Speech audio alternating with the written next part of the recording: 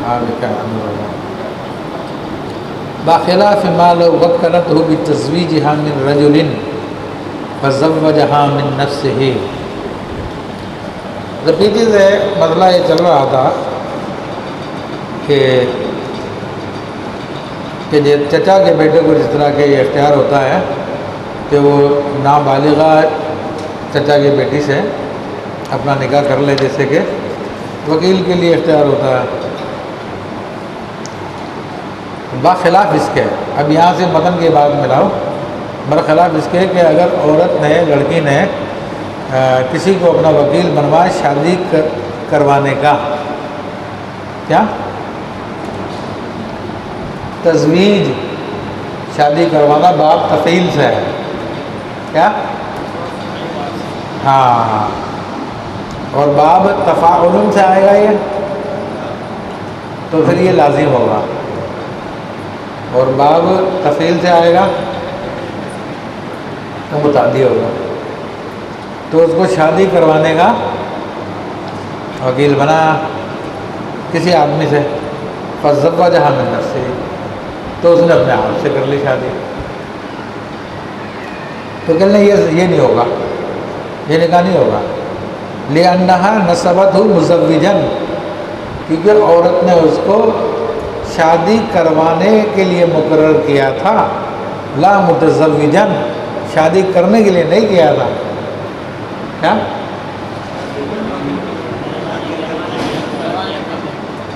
ہاں، او وکلتہ ان یتصرف فی امرہا، یا اس کو وکیل بنایا تھا کہ بھئی میرے معاملے کے اندر تصرف کر تجھے. او قالت لہ زوج نفس مما شئت، یا بولی اس سے کہ میری جس سے چاہے شادی کر دے. تو ایسی صورت میں بھی لم یصح تزویجھا من نفسہ کما فی الخانیۃ، تو اب بھی خود یہ اپنے آپ سے شادی نہیں کر سکتا. یعنی عورت نے کہا کہ میرے معاملات کے اندر تو تصرف کر، یا یہ کہ میری شادی جس سے تو چاہے کروا دے، تب بھی اپنے آپ سے شادی نہیں کروا سکتا. ٹھیک ہے.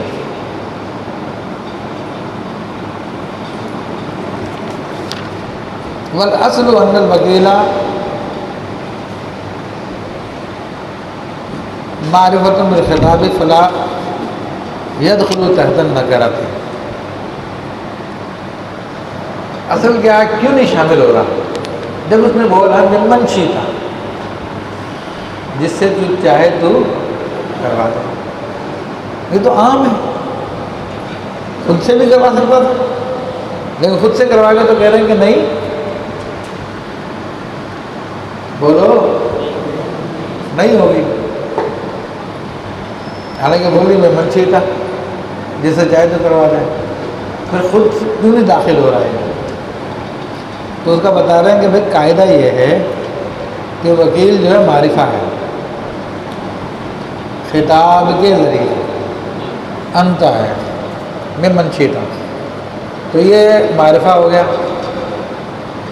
اور شادی جس سے کروانی ہے وہ ممن کے ذریعے جو عام ہو، من کے ذریعے عام ہو گیا، وہ عموم پہ دلالت کرتا، تو معرفہ عام کے تحت داخل نہیں ہوگا. معرفہ تو شیتا میں انتا معرفہ ہو گیا، اور من کے اندر جو عموم آ گیا، تو یہ انتا جو اس من کے تحت داخل نہیں ہوگا، اس لیے اپنی شادی نہیں کرا سکتا. یہ قاعدہ بتایا. فلا يدخل تحت النکرۃ، تو چنانچہ وہ نکرہ کے تحت داخل نہیں ہوگا. بات سمجھ میں آئی کچھ؟ ولو اجازہ من له الاجازۃ نکاح فضولی بعد موتہ الصحا، اگر اجازت دے دی کسی نے جس کو اجازت کا حق حاصل تھا فضولی کے نکاح کی اس کے مرنے کے بعد،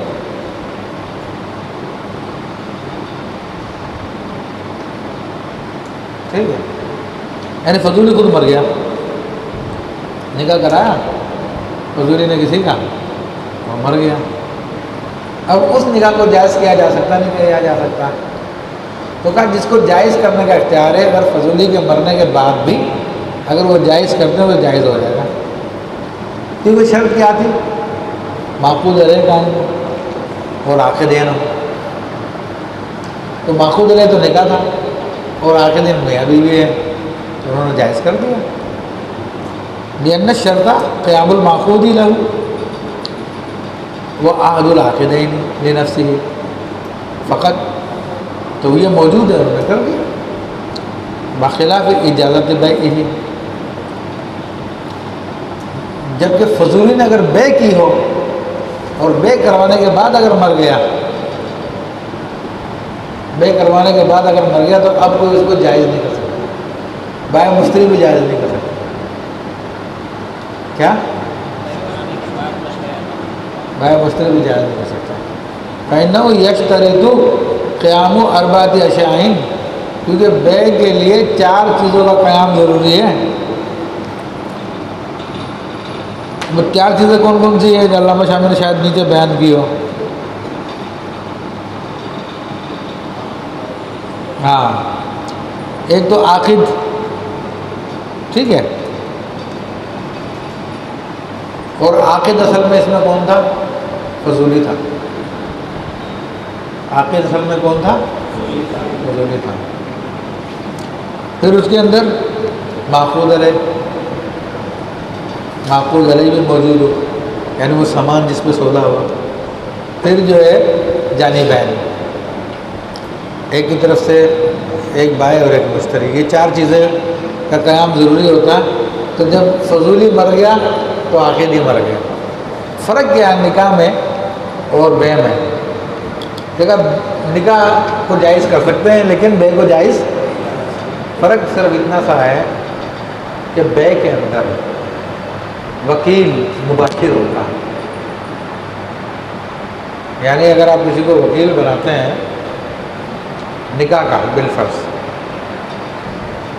تو وہ اس کی حیثیت وکیل کی معبر کی خاصیت کی ہوتی ہے، اور اصل عاقدین میاں بیوی ہوتے ہیں. لیکن بے کے اندر جو ہے جب آپ کسی کو بے کا وکیل بناتے ہیں تو وکیل خود پہلے عاقد ہوتا، مباشر ہوتا، دوسرے درجے میں وہ بے پھر لوٹتی ہے اصل عاقدین کی طرف. سمجھ میں آ رہی بات؟ یہ فرق ہے. تو بے والے مسئلے کے اندر خود اگر عاقد ہی مر گیا تو پھر بے کو جائز نہیں کر سکتے. میں کہتے ہیں فرو الفضولی قبل الاجازت لا یملک نقد النکاح، یہ بھی بڑی کام کی بات ہے. ٹھیک ہے، فضولی نے اگر کسی کا نکاح کروا دیا، ٹھیک،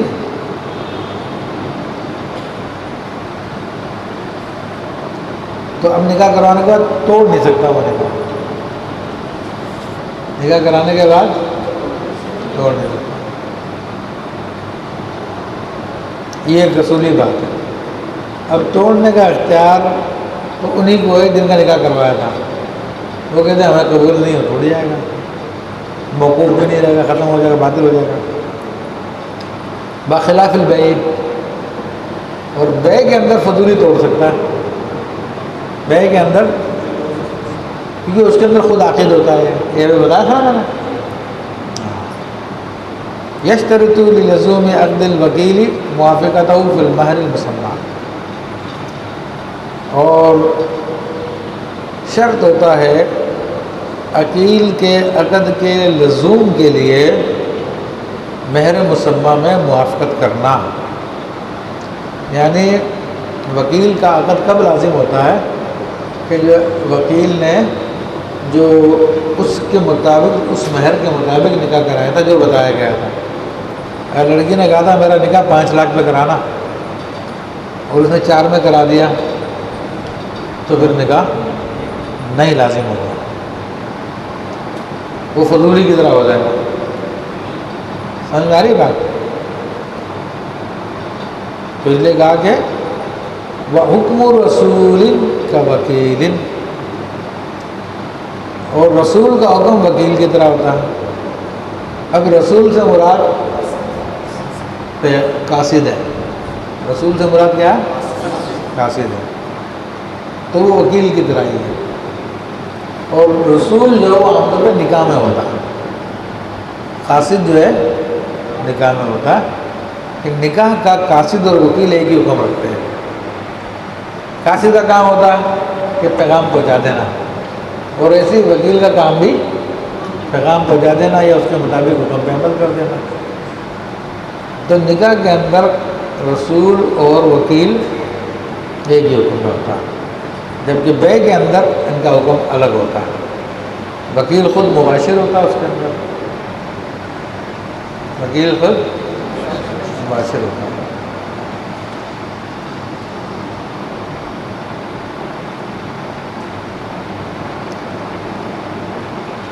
اب یہ جو ہے عربی زبان میں رسول کا لفظ استعمال کر لیا جاتا ہے کیونکہ عربوں کے اندر چلتا ہے، یا فقہ کی کتابوں میں موجود ہے، لیکن ہمارے یہاں پر رسول کا لفظ نبی کے علاوہ کسی اور کے لیے استعمال کرنا جائز نہیں ہے۔ نبی کے علاوہ کسی اور کے لیے استعمال کرنا جائز نہیں ہے، کیونکہ ہمارے عرف میں استعمال نہیں ہوتا، اور جو ایسا کرے گا وہ گستاخ ہے، ٹھیک ہے نا؟ تو اس لیے اس میں احتیاط کی جائے گی۔ تو یہ ایک بڑی پیاری کتاب ہے مفتی عبدالقیوم الحاجی صاحب رحمۃ اللہ علیہ کی، نام مجھے یاد نہیں آ رہا، اس کا وہ وہابیوں کے خلاف ہے، وہ تاریخ نجد و حجاز، کیا؟ ہاں، تو اس کے اندر بھی انہوں نے حوالے دیے ہمیں کہ جب وہ نہرو یا گاندھی سعودیہ گیا تھا تو سعودی حکومت نے اس کا بڑا پرتپاک استقبال کیا تھا، اور اس کے لیے نعرے لگائے تھے، مرحبا برسول السلام، مرحبا برسول الامن والسلام، تو یہ امن سلامتی کا رسول ہے۔ نہرو کے لیے، ہندوؤں کے لیے نعرے لگائے سعودی گورنمنٹ، تو ابھی بھی وہ یہی کام کرتی ہے سعودی گورنمنٹ، آپ کو پتا ہے، نام کی مسلمان لوگ ہے، یہودیوں کی حکومت ہے۔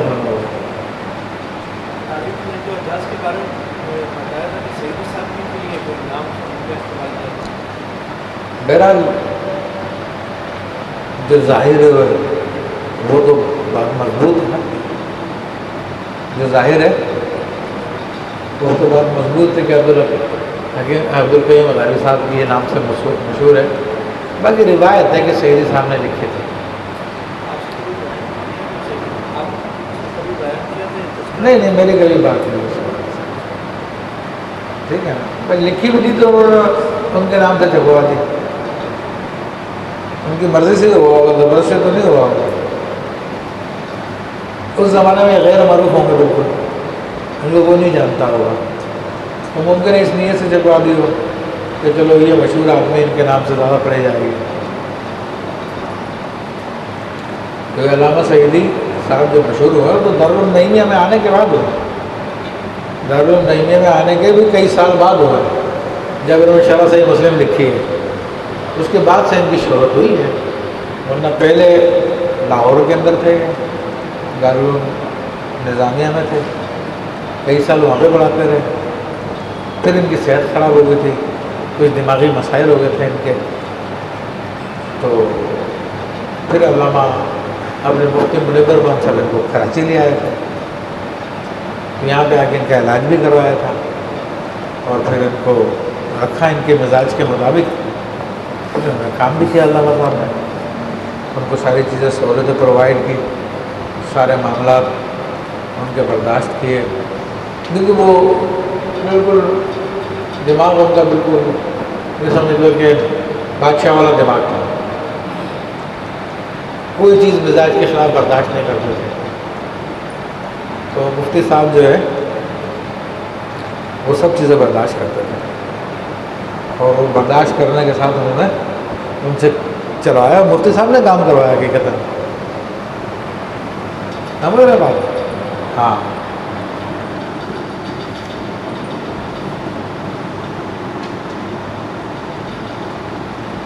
یہ بات صلاحیت ہے، سب کچھ ہے، لیکن ہر انسان کے اندر بات ہوتی ہے۔ تو مفتی صاحب ماشاء اللہ ابھی بھی جو دارالعلوم میں کام کر رہے ہیں، جیسے کہ مولانا عبداللہ نورانی عالم ترمذی کی شرح لکھ رہے ہیں، تو وہ بھی مفتی صاحب ہی لکھوا رہے ہیں، مفتی صاحب ہی کی تائید سہولت ہے مفتی صاحب کی جانب سے۔ اسی طرح شیخ الحدیث صاحب ہمارے لکھ رہے ہیں ابو داؤد کی شرح، تو یہ مفتی صاحب کی ترغیب ہے، مفتی صاحب کا آشرواد ہے، ان کا ہاتھ ہے، چلو ٹھیک ہے تم پھر کم لو، اس کی طرف توجہ کرو۔ تو ماشاء اللہ مفتی صاحب کام لیتے ہیں لوگوں سے، خود بزی ہوتے ہیں، لیکن بزی ہونے کے باوجود بھی بہت سارا کام کرتے ہیں، اتنے سارے فتاویٰ لکھتے ہیں، ٹھیک ہے نا، اتنے سارے معاملات کو حل کرتے ہیں، آفس میں بیٹھے رہتے ہیں، ہر ایک سے ملتے بھی رہتے ہیں، فتاویٰ بھی لکھواتے رہتے ہیں، مضامین بھی لکھواتے رہتے ہیں، 10-12 جلدیں تو ان کے فتاویٰ کے آ چکے ہیں۔ تو یہ باصلاحیت آدمی کی علامت ہے۔ اب اگلا باب دیکھو کون سا ہے،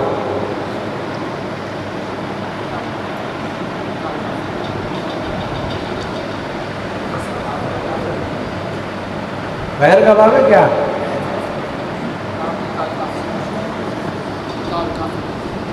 سمجھ نہیں آ رہا۔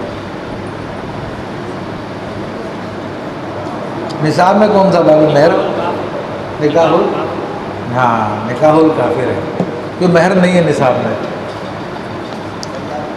اگلا باب ہے نکاح الکافری۔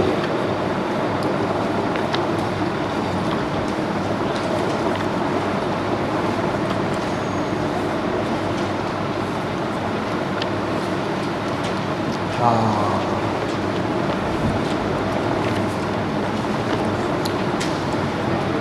ٹھیک ہے جی۔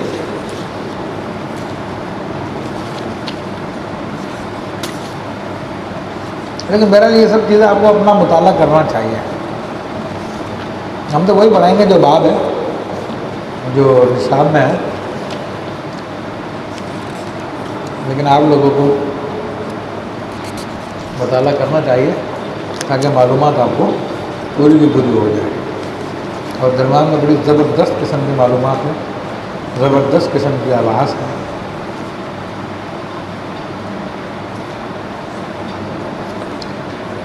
اس کے بعد غالباً طلاق ہے، نکاح الکافر کے بعد، یا کچھ اور بھی ہے۔